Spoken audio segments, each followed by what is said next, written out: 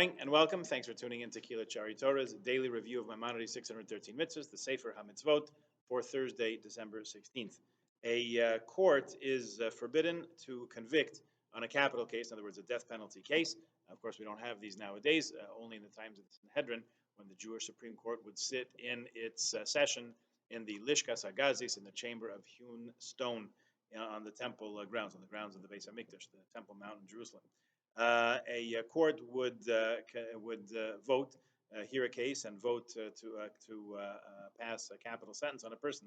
However, if the majority was one, the court is prohibited by this particular mitzvah from passing capital sentence on a person, condemning them to death. If the decision comes down to a vote of one, so that is considered too close to call, and they have to quit the person. The majority favoring conviction has to be at least two. We can look this up. We'll come around it again, I think, when we learn the fourth chapter of Tractate Sanhedrin. A judge, next prohibition, a judge is prohibited from relying on the opinion of a fellow judge. In other words, each judge has to hear the case and decide his vote or his sentence on the merits of the case itself, and not simply rely on what the next person down on the bench is doing.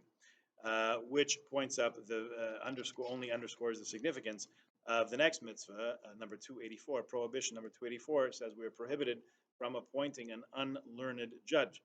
We're forbidden for the great court or any of the other justice appointing bodies to appoint a judge who's not learned in the wisdom of Torah. Maybe a person's a nice guy, maybe they have a good sense of fairness. Nevertheless, it's forbidden to appoint a person on those merits. It's wonderful if they have them.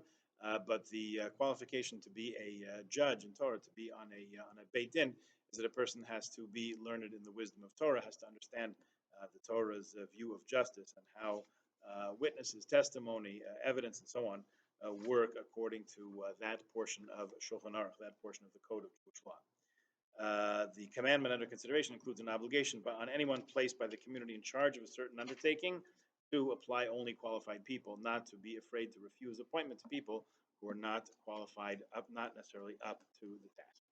Okay, interesting food for thought there. We'll take it into consideration. We'll learn it, meditate it, reflect on it, let it become part of our wisdom. Please join me again tomorrow.